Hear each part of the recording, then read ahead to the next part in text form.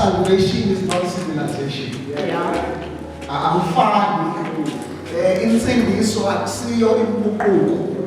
But insindiso ngomnikazi osindisayo uJesu umsindisi.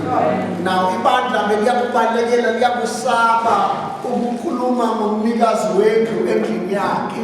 Sifuna ukukhuluma ngezinto esingazithola kuye kodwa sifuna ukukhuluma ngaye. Kanti ukuze kuhambeke kahle kule ndlela yokukholwa amakholwa kufanele azi ukuthi kunomsindisi endlini yomsindisi.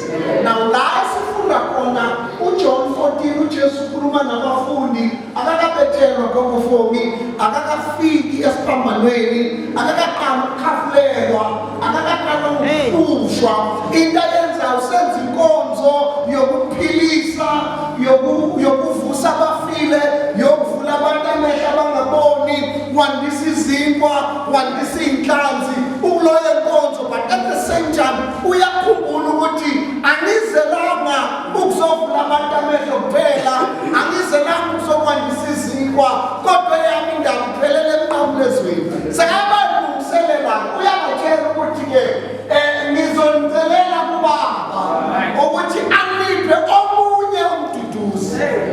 Okay. Uba omunye kanjani singamazi nomunye. uJesu uthe mayefika wathola ibandla noNkulunkulu lihlukene wangena as a mediator between man and God. Wadala induduzo waba umduduzi wokuqala abantu babambelela kuye masekufika isikhathi manje la asezohamba khona usathi-ke kuba kutfeli ngiyamdelela kubaba and is all another comforter. Lord. Right. Nilikhona basamani. Now njengoba athi omunye iplan kaNkulunkulu vele ayikaze yaba ukuthi angabi khona phakathi kwabantu. Can I be very slow? Now Israel sekaphumile kaFaro sebasendleleni eKhanani. They were never alone. Sure. Amen. Lithi iBhayibheli yabili uNkulunkulu bebahola ngensika Yesu kuthi abamnyama abahole ngensika yomlilo. There was never a time mankind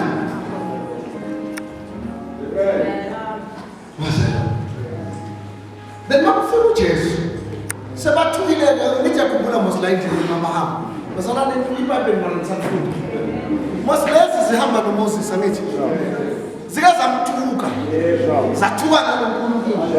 uNkulunkulu wathumela inyoka zadla abantu zacishe zabaqeda abantu babona siyaphela baya kuMoses bathi baba yazi nasenzele ifavor siyaxolisa ngokuqala mara sicela utshele le ndoda le ukuthi noma uthatheke kabi. Moses fast forward waxolisa uNkulunkulu oxolelayo wakwaxolela uthi kuMoses ke zenzele inyoka yethu usiyiphanyele. Ngifuna ukukuvezela ukuthi asikho isikhathi umuntu la abehamba khona yedwa. Umuntu osuka kumelusi azibonela ahlekile kodwa umelusi uhlale khona. Now-ke uma ke behamba noMoses inyoka seyaphanyelwa ke uthi uyibheka bayasinda. Fast forward indaba kaNkulunkulu manje soyabona ukuthi no sekunenkinga. Angikwazi ukuqhubeka nomuntu ngithi ngihamba naye ngifulathele. So sekudingeka ke nawe a mediator.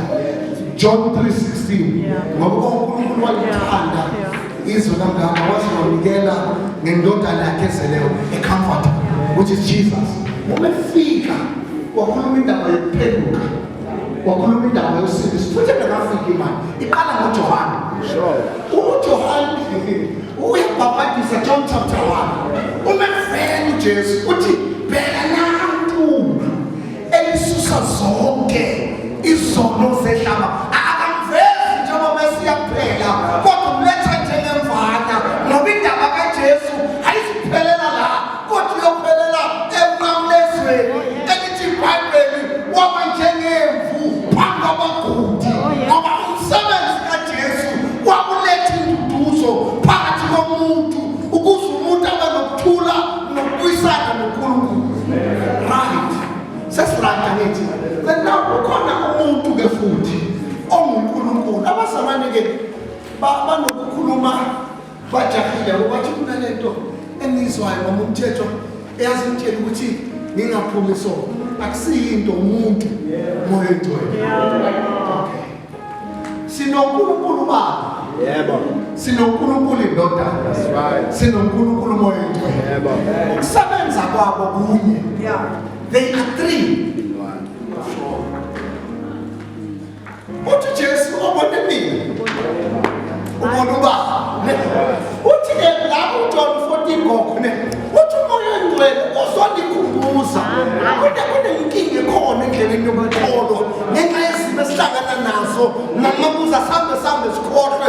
Uthi ke uJesu umefika uHoly Spirit akazange nento entsha kodwa uzonikhumbuza lokho engitshele bona mina selimkhohliwe. Umbuzo uthi wayekuba umoya engcwele ngomsitshela waphela umuntu asikhumbuza yilo umuntu ozwayo ozwile nathi mhlasizo. Sure. Okay, when you choose to stop praying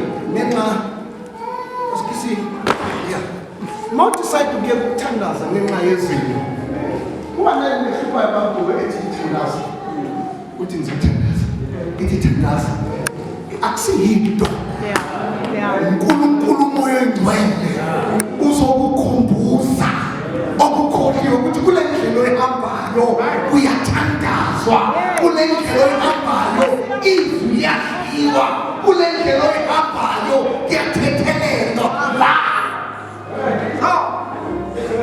Because awukwazi ukuba kaxaba marubizi ithakazelo zamahlala, you are lost. Mawukaxaba ushasa kaxaba, mawukamahla ushasa ngamahlala, mawukagod shasa kagod. Ngicela sibuyele kule verse lami. Bazalwane ngifuna sikhona ngifuna la siye indaba yokuthi uma udecide ukuthatha imoto yakho entsha uyithenge cash ngemali yakho uthi wena eDurban manje uma itayara elilodwa kulamatayara u4 lipontsha, you will be forced to park on the side and fix the tire before you can go back to the road. Now kuza kanjani umzalwane wakho? Your spiritual tire is flat, but you want to continue running. Because uyingozi kule ndlela esinye imoto onke uhamba kupheka. Your pace, because itayara lakho lipontshile, your speed cannot be faster than a normal car on the road. So kufuna ukuthi bese uyaphuma kancane mkwena, you fix the tire. No, not because you cancel the trip. You fix the tire.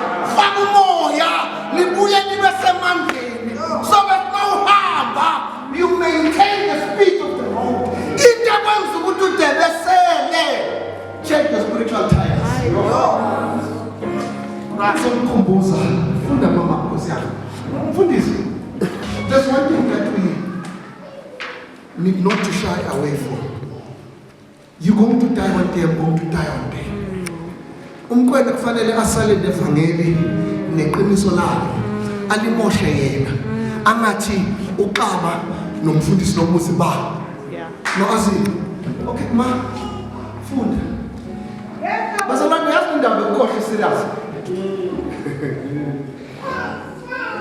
masa kusibuthi abazalwane bazotaka umkwatela abazalwane ukuthi abazalwane bayadelela abazalwane abafuna ukuhlanganyela umuntu ukhohliwe ukuthi uNkulunkulu wahlangana naye kuphi wamsiza kuphi so ngenxa yokude sekalibele ukuthi mhla ehlangana naye wenza isifungo wathi uma ungikhulule kulokho ngikhoze ngaphakade but because umuntu uyakhohlwa the Holy Spirit fanele afike ukuzosikhumbuza ukuthi qaba noma ungemaphambi kwabo kusibandla lakho la. So when you talk to them, remember you are deployed for such a time as this. So deployment is not permanent.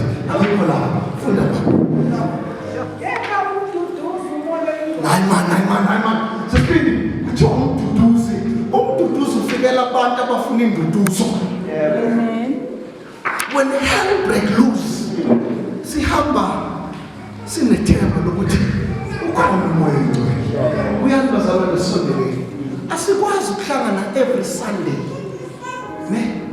And every Sunday, Sunday after Sunday, ne? Angagehli. Akhulume any languages they understand. Because once sakhonza kule level 18, siyazi ukuthi esontweni kuso bayicula le ngoma esingaka usuku umfundisi uthandaza emva kwaloko bese kulandela it's a routine, ne? Kusho ukuthi sesikhohliwe ufuna kwesinye isikhathi singene ngathi amakhanda ethu awathatha singene simekaphile siphume kwakatha sange ngoba ayinyembezi siyobe zehla sehliswa ukuthi wasithanda kangaka singakhonzi nakahle wasifikela kangaka singathembekanga kuwe moya ngomyona sefikile to remind us ukuthi uNkulunkulu akusumuntu kodwa uNkulunkulu. Now into yenza ukuthi sikhonze kanzima mamahlanga sikhohliwe.